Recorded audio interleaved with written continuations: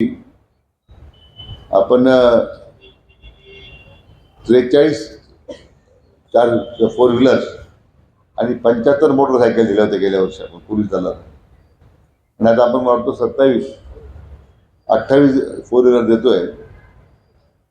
म्हणजे आधुनिकीकरणाकरता जेवढं आपल्याला करणं शक्य आहे तो आपला करण्याचा प्रयत्न आहे. कारण आता गुन्हेगारीचं स्वरूप बदललेलं आहे. आपण ज्यावेळी .303 गन वापरायचो, बंदूक वापरायचो, त्यावेळी गुन्हेगारांकडे ऑटोमॅटिक वेपन झाले होते. किती वर्ष आम्ही ते .303 बंदुका पाहायचो. ते भरायला, लोड करायला, तोपर्यंत गुन्हेगाराकडे असणारी साधनं, त्याच्याकडे असणारी, त्याच्यातून तो सापडत नव्हता. हळू आता पोलीस दलामध्ये आधुनिकीकरण आलं. मला या निमित्तानं राज्याचे लोकप्रिय मुख्यमंत्री माननीय देवेंद्र फडणवीस साहेब यांचं खरं मनापासून अभिनंदन करायचं आहे की ते मागच्या काळात गृहमंत्री होते, आता गृहमंत्री आहेत आणि त्यांनी घेतलेला पुढाकार यामुळेच आज पोलीस दलामध्ये चांगल्या प्रकारचं आधुनिकीकरण या ठिकाणी येतं. याचा मला विशेष तरी तो उल्लेख केला पाहिजे.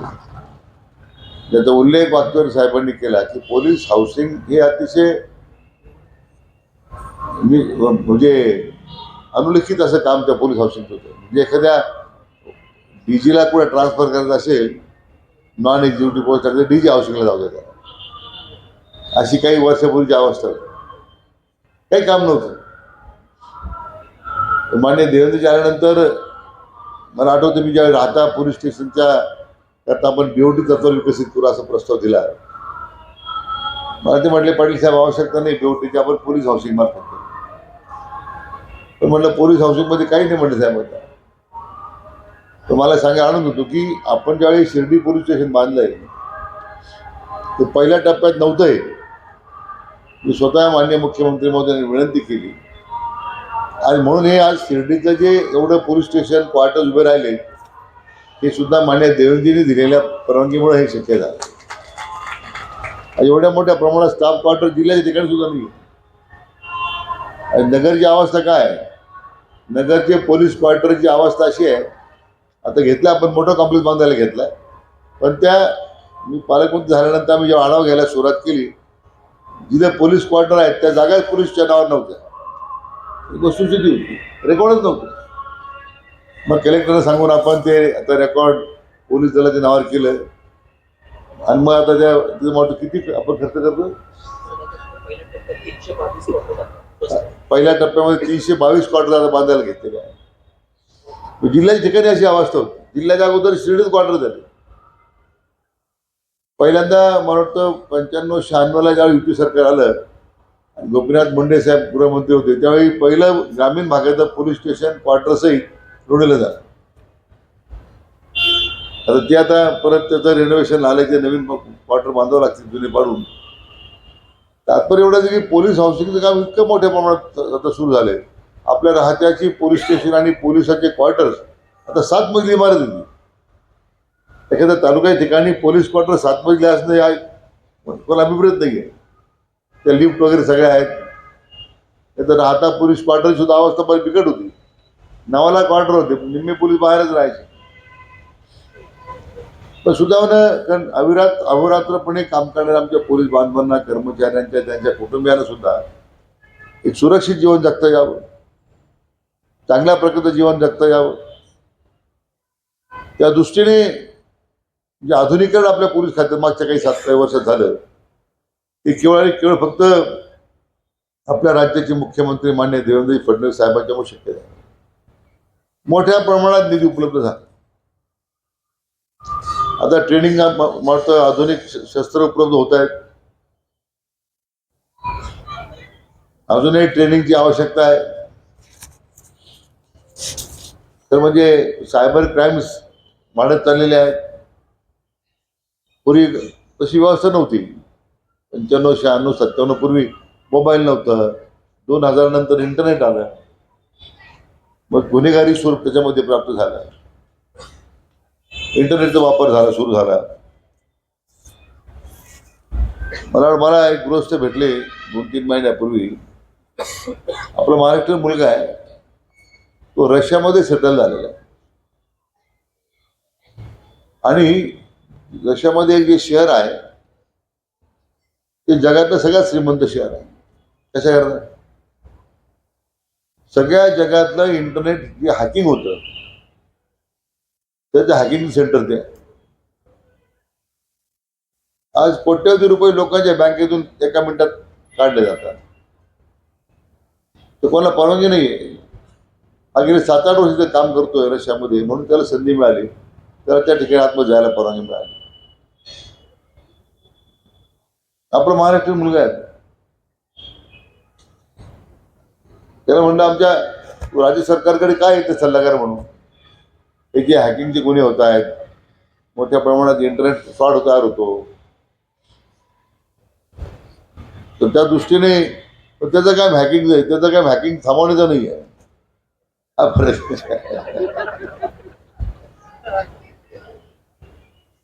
तात्पर्य काय आहे की जगा जे कोणत्या दिशेने चाललंय आहे, किती प्रकल्पता आहे या सगळ्या विषयामध्ये, गुन्हेगार सुद्धा किती सरसवलेला आहे. आणि या सगळ्या आधुनिकीकरणाच्या संदर्भामध्ये आपण, मला वाटतं आता मध्ये राकेश ओला साहेब असताना आपण एक कमांड सेंटर तयार केलं होतं एस पी कार्यालयामध्ये. माझी कल्पना आहे की आता सगळ्या पोलीस स्टेशनला किंवा DYSP कार्यालयापर्यंत एक कमांड सेंटर तयार झालं पाहिजे. ॲडिशनल SP आणि कमांडसाठी DYSP कार्यालयामध्ये कमांड सेंटर झालं तर गुन्हेगारी शोधण्यामध्ये लोकांना मदत होईल. आपण सगळे शहर आता CCTVने जोडतो. यावर्षी सगळ्या निधी आम्ही आपल्या जिल्ह्याच्या सगळ्या तालुक्याच्या ठिकाणी CCTV जोडण्यासाठी आता विद्यार्थी निर्णय केलेला आहे. त्यामुळं आता शिर्डीमध्ये काही काम झाले मला वाटतं. संस्थांनी सुद्धा जरा पुढे संस्थांनी सुद्धा त्यांच्या भागात जर CCTV काम करावं किंवा शिर्डी नगरपालिका आणि संस्थांनी एकत्र बसून शिर्डीच्या सगळ्या CCTVचा एक कार्यक्रम पूर्ण करावा. CCTVमुळे गुन्हेगारी आता मोठ्या प्रमाणात तर अडकावलेला आहे, परंतु आता ते CCTV सुद्धा तात्पुरते बंद करून गुन्हेगारी करण्याची नवीन पद्धत सुरू झाली. ते हे करतात, ते कॅमेरा होल्ड करतात.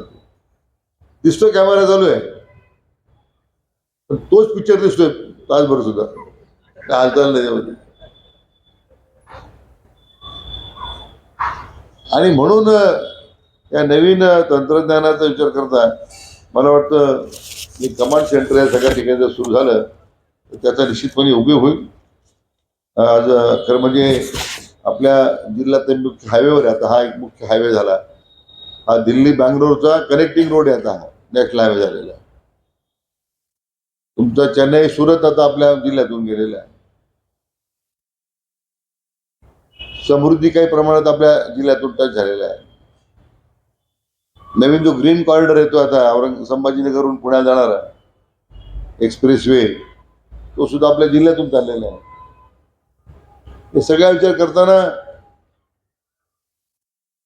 थोडा वेग सुद्धा आपल्या कर्मचाऱ्यांना अधिकाऱ्यांना तेवढा देता आला पाहिजे. एखादी घटना घडली तर तात्काळ त्या ठिकाणी जाण्याच्या करता या सगळ्या साधनांचा उपयोग होणार आहे. मला निश्चितपणे खात्री आहे की आजच्या या कार्यक्रमामुळे आणखीन काही साधनं लागली खारगे साहेब आम्हाला सांगा, आणखी निधी देऊ.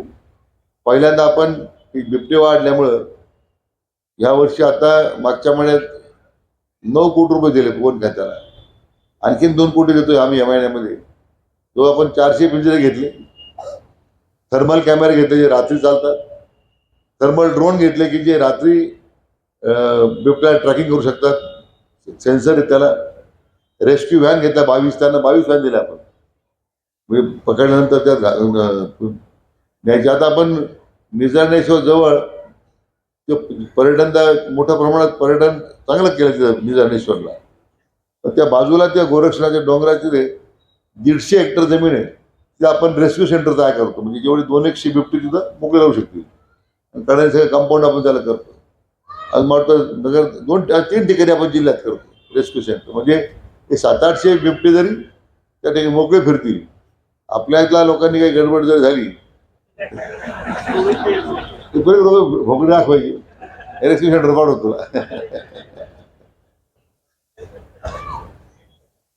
सोडून घेऊ, पण आज ते राज्याचा पहिला प्रयोग होणार आहे. अशा प्रकारचे 200 त्यांचे रेस्क्यू सेंटर झाले आणि म्हणून एक मोठी समस्या आपल्या समोर मिळालेली. वन खात्या कर्मचाऱ्यांना ट्रेनिंग नव्हती. ते बिबट्याला घाबरून तिकडे बिबट्या बाजूला ते ह्या बाजूला जायची परिस्थिती. त्यांचं ते माणसाची एवढी जीवाला भीतच कोणती. आता ते आपण ट्रँक्युलायझर गन दिल्या, ते गन सुद्धा जे मिळतात ट्रँक्युलायझर त्याला प्रसिद्ध करण्याचं भारतात मिळत नाही का. आपण जे आता गन आणल्यात फॉरेस्ट डिपार्टमेंटला सगळे अमेरिकन बोलवलेत, अमेरिकन मेड गन्स आहे सगळे. म्हणजे आपल्याकडे तशा प्रकारच्या तिची पुढे ते आपण लावतो ट्रँक्युलायझर इंजेक्शन लावतो ते मारतो, ते लागलं की तो बिबट्या बेशुद्ध पडतो. पण ते गन्स आपल्याकडे 2च आहे आता. तर आणखीन त्यांना म्हटलं तुम्ही गन्स इम्पोर्ट करा. त्या ठिकाणी आपल्याला त्याची आवश्यकता आहे. म्हणून काळानुरूप सगळ्या परिस्थिती बदलतात. तर म्हणजे आर्थिक गुन्हेगारीच्या संदर्भात गाडगे साहेब आपल्या जिल्ह्यात नाव फार बदनाम झालेलं आहे. हे ग्रोमोर आहे शिर्डीचं, तुमचं सिस्पी आहे पारनेर तालुक्यातलं, शेवगावचं क्लासिक आहे काहीतरी एक्झाम्पल आहे, क्लासिक काहीतरी श्रीगोंद्याचं आहे. परत एक धाडस जे वाढलंय लोकांचं. म्हणजे मला याच्यासाठी सांगायचं आपल्याला की आपण शेवटच्या आरोपीला पकडण्यामध्ये आपल्याला अजून अपयश आहे. ते 4 दिवसाची बातमी होते आणि लोक विसरून जातात.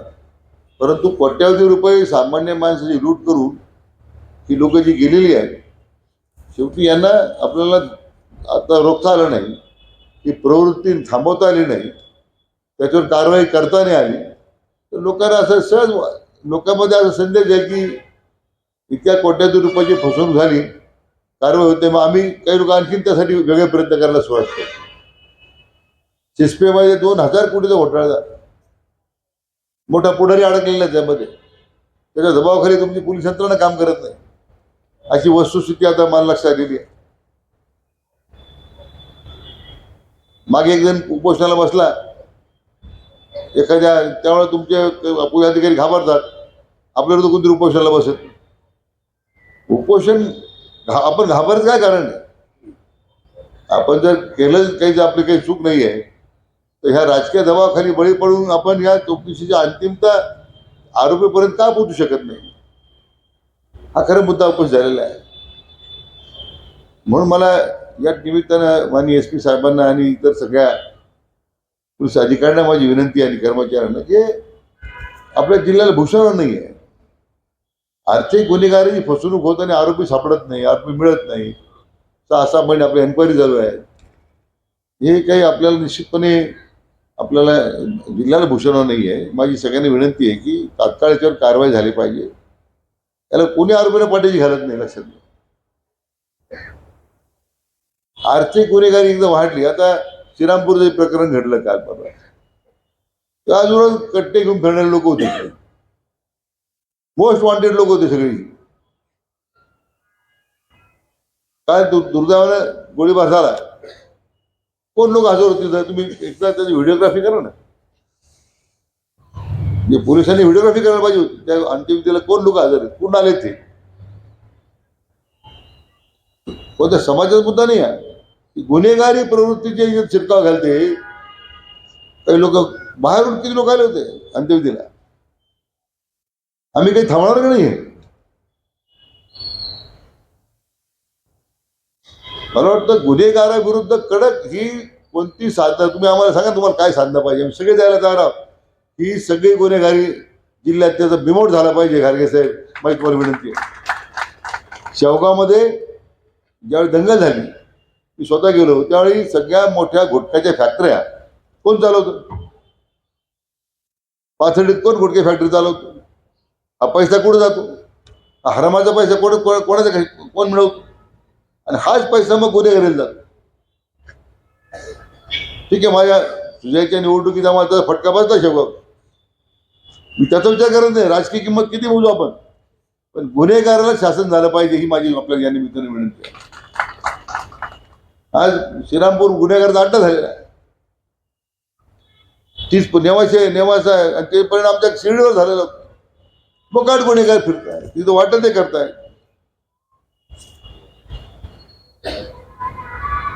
कोणला माझी तर विनंती, तुम्ही एकदा हा निर्णय करून टाका तुम्ही. आणि एक मग एखाद्या विषयी समाजावर कारवाई होते, आपण चर्चा होते, पण ते गुन्हेगार जर समाजात असतील तुम्ही करणार का? मला आश्चर्य वाटलं, एक जर्मन बेकरीचा आरोपी, त्याच्या अंत्यविधीला हजारो लोक जमतात. देश कोणत्या दिशेला चाललाय? देशद्रोही कारवाई करणाऱ्याच्या अंत्यविधीला ठीक आहे, दुर्दैवाचा अंत कसा झाला असेल भाग वेगळा, पण लोक त्याचा उत्सव साजरा करतात, म्हणजे लोक त्याच्या दिशेत हजर राहतात. संताप येतो आपल्यासारख्या एखाद्या माणसाला की काय चाललं का आपल्यामध्ये. आणि ते लागण चालून आपली काही मंडळी करतात राजकीय पक्षाची मता करता. तो जर्मन बेकरीचा मुख्य आरोपी होतो. हजारो निरपराध लोक त्या ठिकाणी, काही निरपराध लोक मारले गेले त्या जर्मन बेकरीच्या बॉम्बस्फोटमध्ये. लोकांचं धाडस किती वाढलेलं आहे. हे धाडस काय वाढलं? कारण गुन्हेगारीवर आम्ही अंकुश ठेवू शकलो नाही, त्यामुळे धाडस वाढलेलं आहे.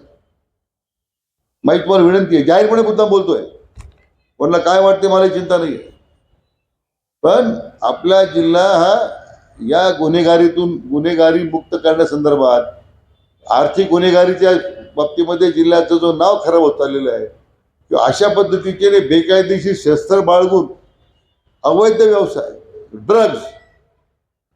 ड्रग्सचा सगळ्यात मोठा धोका आहे. काय चाललं ड्रग्स, म्हणजे रोज कुठे ड्रग्स मिळतात अशी स्थिती आहे. जिल्ह्याचा पालकमंत्री म्हणून सुद्धा मला कधी मान शर्मणे खाली जाते. आम्ही कुठं कमी पडलो आम्ही. मला वाटतं म्हणजे मी सगळ्यांची माफी मागतो, अधिकाऱ्यांची, एस पी साहेबांची. केव्हा तरी मला वाटतंय बोलावं. शेवटी आज कार्यक्रम चांगला आहे, आज तुमचा पोलीस दलाच्या दृष्टीने महत्वाचा कार्यक्रम आहे. मी यासाठी बोललो, तुम्हाला जी काही साधनं पाहिजे असते, यंत्रणा पाहिजे असते, आमच्याकडून काय मदत पाहिजे असेल, जिल्हा नियोजन मंडळाकडून तुम्हाला लागले आणखीन काही निधी पाहिजे असेल, मी द्यायला तयार आहे. 5 कोटी लागू, 10 कोटी लागू, 20 कोटी रुपये लागू, जनतेच्या सुरक्षिततेबद्दल आम्ही तडजोड करणार नाही. आणि ते आपण, मला वाटतं आम्हाला त्या दृष्टीने आपण करावं. एक चांगल्या कार्यक्रमासाठी ठीक आहे, कार्यक्रम चांगला होता, पण मला राहावं नाही म्हणून बोललो मी, पण मला क्षमा करा. पण शेवटी कुठेतरी या संदर्भात कालची घटना मला फार म्हणायला लागली. देशद्रोही माणसाच्या अंत्यविधी लोक हजर राहतात, म्हणजे काय चाललंय ते, आपण कोणत्या दिशेला आपण निघालेलो. म्हणून याचा बंदोबस्त झाला पाहिजे. पण एकदा मी आपल्याला आणि सर्व पोलीस दलाला त्या पोलीस दिनाच्या मनापासून शुभेच्छा व्यक्त करतो आणि थांबतो. जय हिंद.